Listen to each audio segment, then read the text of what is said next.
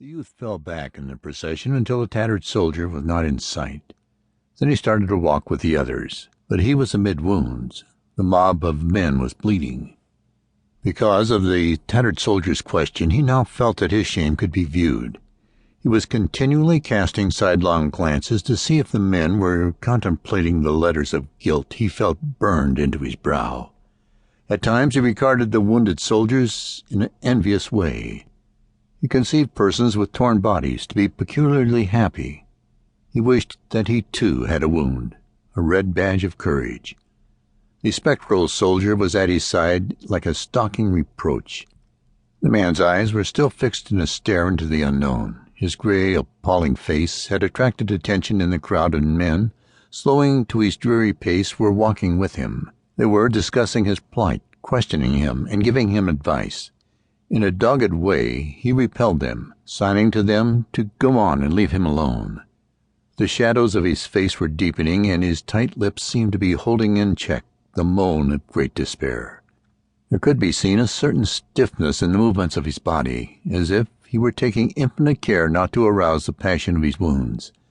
As he went on, he seemed to be looking for a place, like one who goes to choose a grave. Something in the gesture of the man as he waved the bloody and pitying soldiers away made the youth start as if bitten. He yelled in horror. Tottering forward, he laid a quivering hand upon the man's arm. As the latter slowly turned his wax-like features toward him, the youth screamed, "God! Jim Conklin!"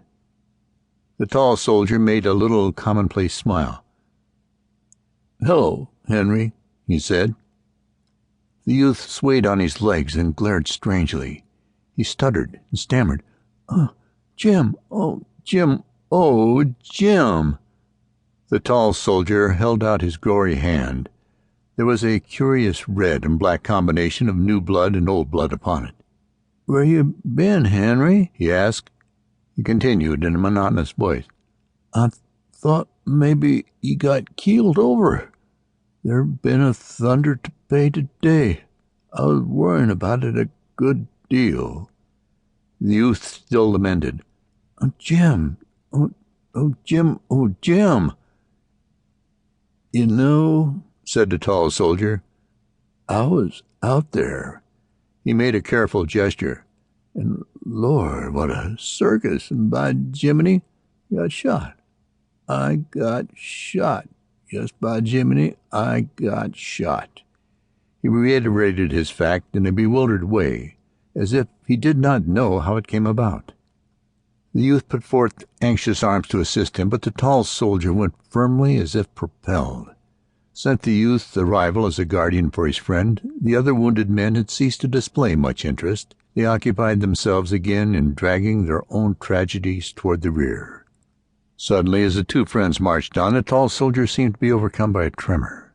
His face turned to a semblance of gray paste. He clutched the youth's arm and looked all about him as if dreading to be overheard.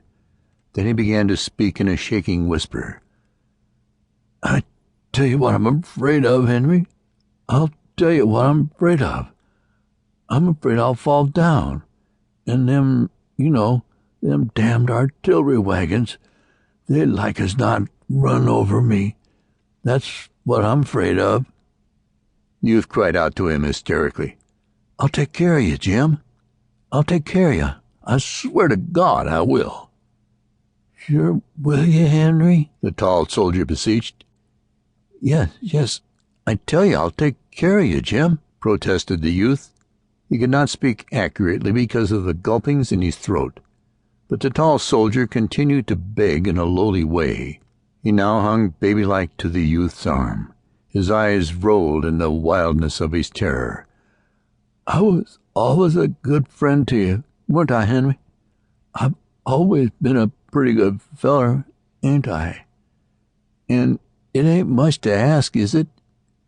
Just pull me along out of the road. I'd do it for you, wouldn't I, Henry?" He paused in piteous anxiety to wait his friend's reply. The youth had reached an anguish where the sobs scorched him. He strove to express his loyalty, but he could only make frantic gestures. However, the tall soldier seemed suddenly to forget all those fears.